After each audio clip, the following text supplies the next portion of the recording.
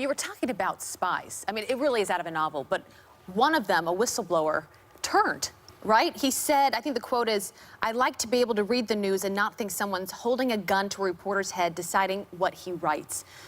What happened? As I think I mentioned before, as many crimes and cover-ups are reported in this book, it is much more so about brave people who said enough, and he's one of those people.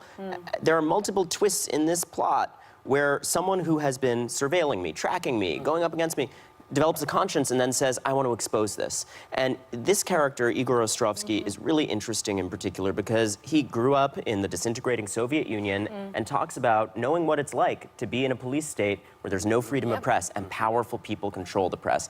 We are at risk of that happening in this country too, and we got to protect the hell out of this great institution. It's systematic, isn't it? It is systematic. It's beyond the Me Too movement. Explain what we mean when we say that. Well, so, you know, this is, yes, an important body of reporting I'm proud of about, you know, a television network, about spy firms. It's not about any one of those organizations. It's also, there's a huge plot thread in this book about AMI, the publisher of the National Enquirer, which buried stories for Trump, for Harvey Weinstein. There's a new example of AMI going after a story to try to catch and kill it, buy it to bury it, for Donald Trump, with Donald Trump's associates collaborating and supervising. We got to see the full list of the vault of dirt that they had on Trump at that tabloid empire. So there's a lot of new stuff in a lot of new areas, but it all falls into this category, guys, of systems designed to silence.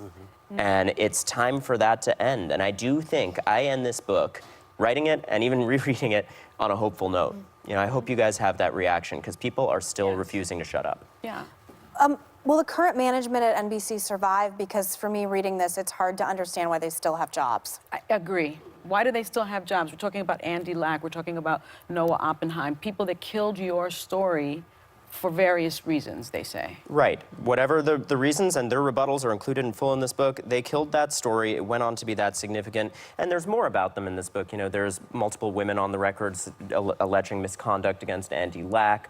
There's a depiction of a chain of command that I think people are correctly raising questions about. I am not an activist. I'm a reporter. My job is to interrogate these facts precisely and fairly. It is very fair to them.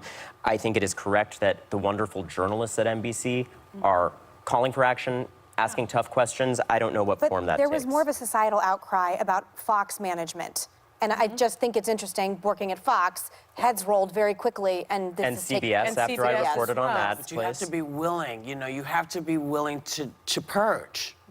And that's the difference. You have to be willing to purge and willing to move forward. Because whatever Fox News is, they were willing to do that. I don't see how they survive this. Well, you know what? It's the women that speak out. It's the women that make the difference. We saw that firsthand when we were at Fox. And thank God for women who speak out at all of these companies. I think people are listening for the first time now in a lot of cases. Ronan, you are always welcome at this table, as you know. Thank you. Thank you for being so the gracious new with book, me. Catch and Kill. Let me have a book, girl. Yes, Thank you so much. The new book is out tomorrow. Make sure you go and get it, because if it's not you yet, it could be.